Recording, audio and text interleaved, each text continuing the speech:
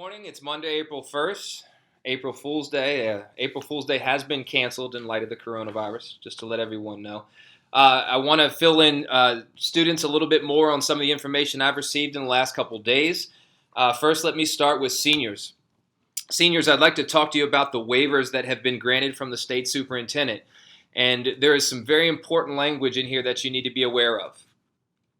The waivers apply to students that as of March 13th, the day of closure, were in good standing.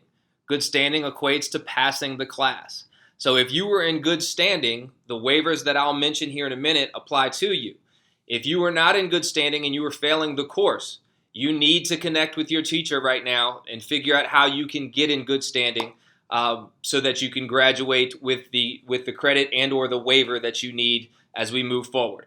So those waivers as they stand right now, for seniors and seniors alone, here they are. Students currently enrolled in a course for which they need a standard or verified credit in order to graduate. So if you're in a class that you need to graduate, or if you're in a class that has an SOL that you need for graduation, those will be waived.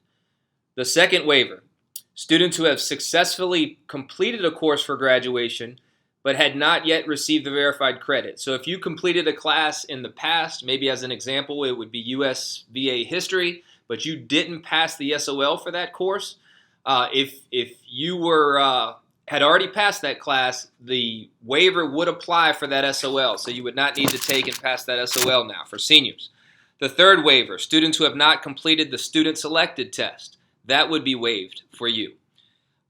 Next waiver, students who are currently enrolled in or have previously completed a course leading to a CTE credential. If you're currently enrolled in a class in which you were going to satisfy your CTE credential, that requirement will be waived if you were in good standing. The next four waivers need Virginia State of Education Board approval, which I believe is going to happen April 3rd. I'll go over those waivers now. Students who have not completed a US VA history course, that will be waived. Students who have not completed a fine or performing arts or career and technical education course, if you still needed that as a graduation requirement, that would be waived. Students in their second year of a sequential course, if you're in that second year of that course, that would be waived if you were in good standing. And then finally, students who have not completed economics and personal finance, that would be waived.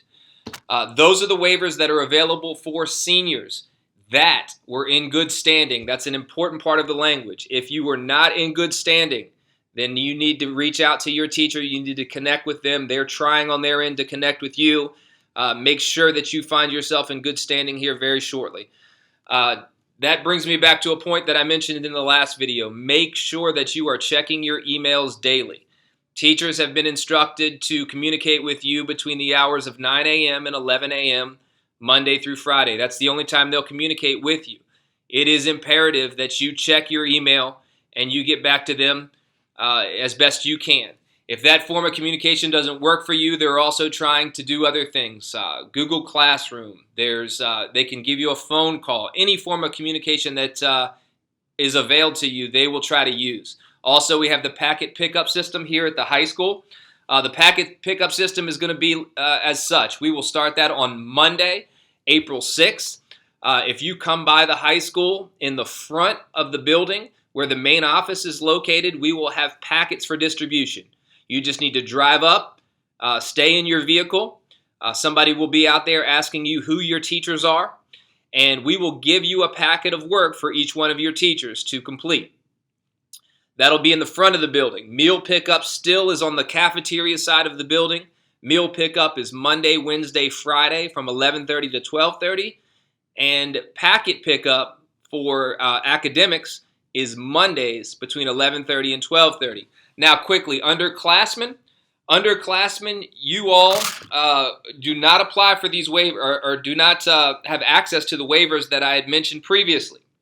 What you need to do is this. Your teachers right now are identifying the content that they had not taught as of March 13th.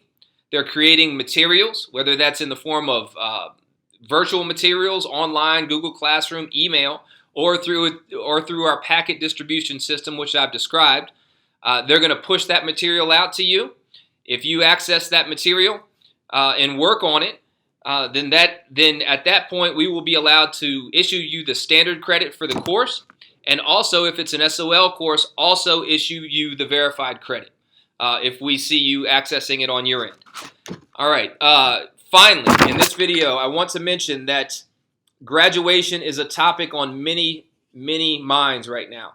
I want you all to know and rest assured that we will have a graduation ceremony, and we are working diligently to figure out how to do that. It's very difficult to plan right now in this environment. As it stands, the governor's order to stay at home is extended through June 10th. We are going to continue to work in the vein of having a graduation ceremony in one form or another.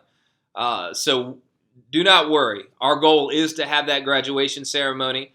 I want to thank you guys. If you have any questions, please continue to reach out to me via email, and I'll try to answer your questions as quickly as I can.